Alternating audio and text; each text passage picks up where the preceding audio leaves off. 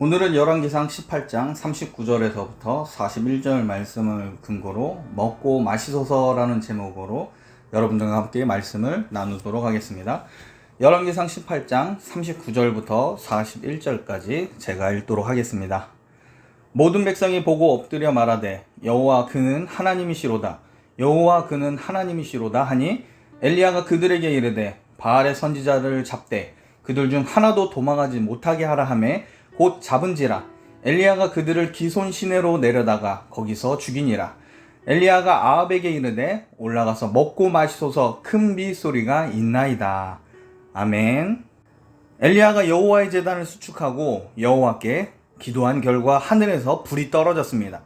그 결과 북이스라엘 백성들은 바알이 거짓신이라는 사실을 알게 되었습니다. 하늘에서 불이 떨어진 것을 확인한 북이스라엘 사람들은 여호와 하나님만이 하나님 되심을 고백하게 됩니다.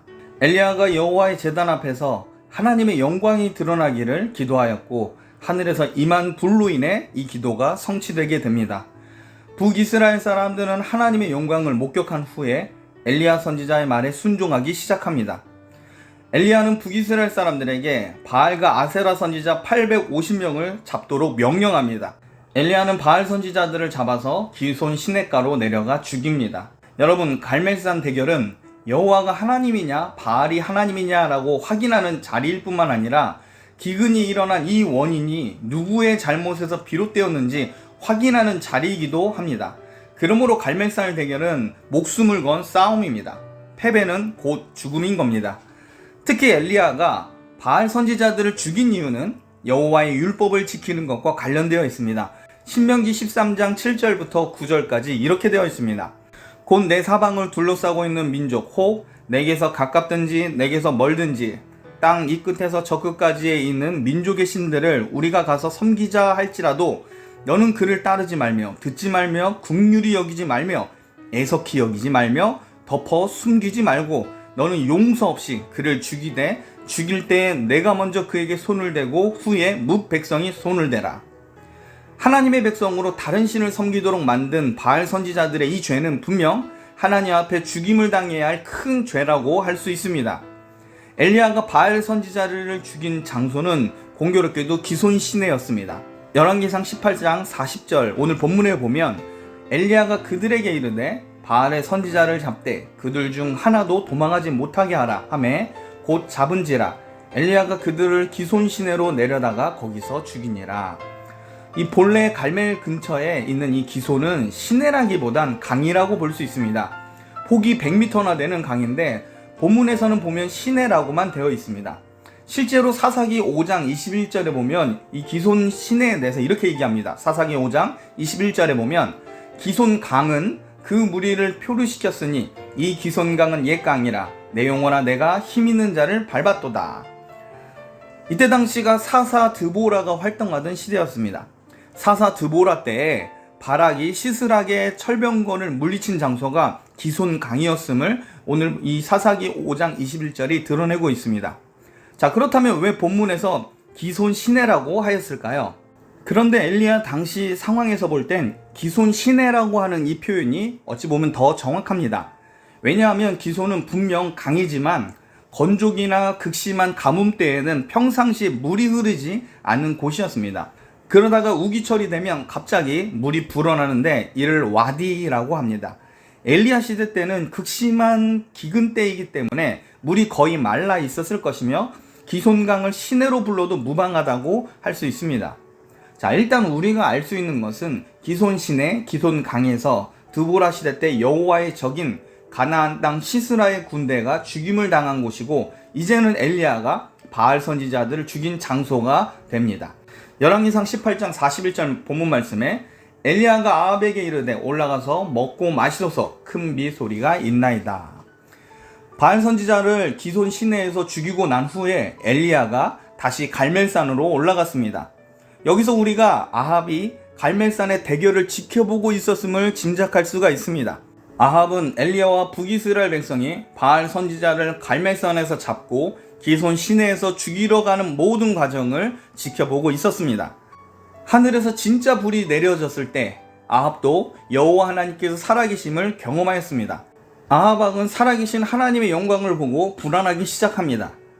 아합 왕은 바알을 북이스라엘에 들여온 장본인입니다. 자기가 데리고 온 바알과 아세라 선지자 850명이 엘리야와 백성들의 손에 죽임당하는 모습을 보았을 때 아합 왕도 목숨의 위협을 느꼈을 겁니다.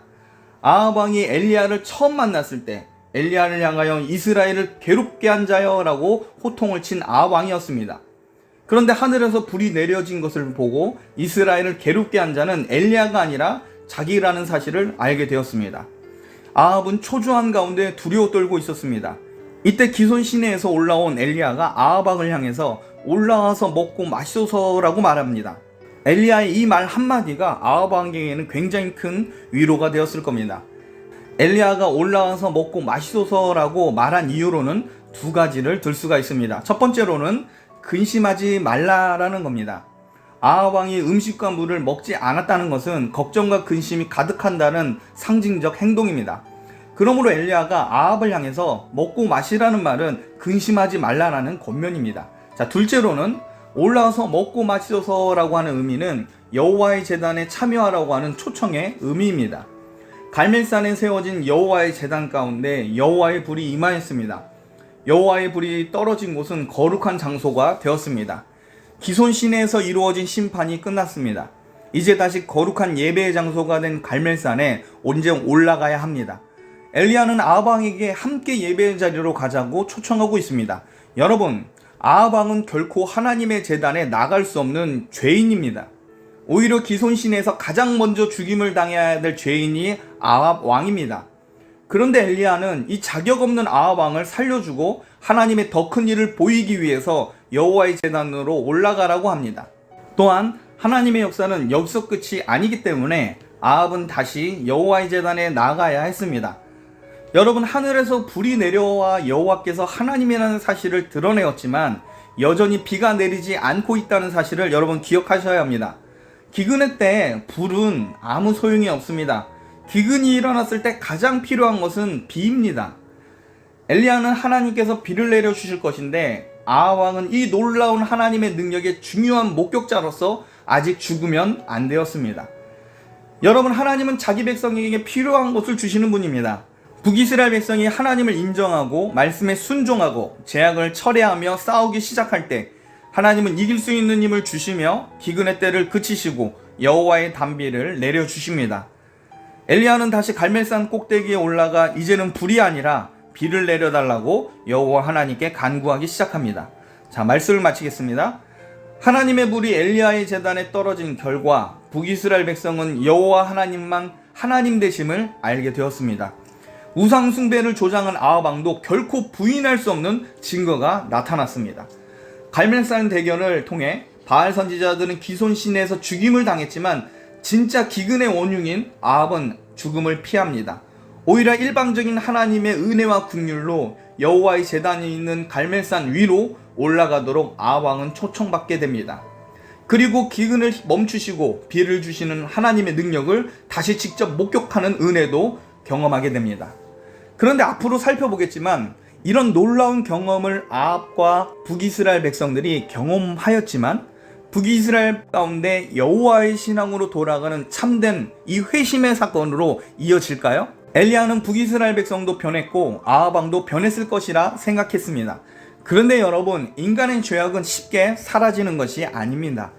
갈멜산에서 승리하고 비를 내리시는 하나님을 체험하지만 시간이 지나자 아합과 북이스라엘 사람들은 본래대로 돌아오게 됩니다. 오히려 엘리야는 도망자 신세가 되어 호레산까지 낙심하여 길을 떠나는 기막힌 일이 일어나게 됩니다. 여러분이 아셔야 할 것은 참된 회심은 사람이 보고 듣고 체험한 경험에서 오는 것이 아닙니다. 결정적 회심은 체험이 아니라 하나님의 말씀을 믿고 신뢰하는 가운데 성령의 역사로 이루어지는 겁니다. 참된 회심은 사람이 결심해서 되는 게 아니라 하나님의 특별한 은혜 가운데 주어지는 겁니다. 하나님의 특별한 은혜는 하나님의 말씀을 듣게 하고 배우게 하고 순종하게 합니다. 갈멜산에서 북이스라엘 사람들이 눈으로 보고 하나님의 살아계심을 인상 깊게 체험하였지만 그들은 결정적으로 하나님의 말씀을 몰랐습니다. 하나님의 말씀을 배우고 익히고 지속적으로 순종하고자 하는 마음으론 나아가지 않았습니다. 하나님과 관련하여 종교적으로 특이한 경험을 한 것뿐이지 내 인생 전체를 들여서 하나님을 왕으로 섬기고 하나님과 함께할 이유를 말씀 속에서 찾을 생각이 없었습니다. 그러므로 여러분의 믿음이 체험이라는 토대에서 세워지지 않았으면 합니다. 참된 믿음은 말씀을 통해 하나님을 알아가는 과정 중에 자라나고 세워지고 더 큰 확신으로 나아가는 겁니다. 이러한 과정 중에 성령 하나님께서 역사하시기 때문에 구원받은 성도는 거룩하신 하나님을 기뻐하며 살 수 있게 됩니다. 이 은혜로운 신앙의 여정에 여러분이 함께하길 주님의 이름으로 축복합니다.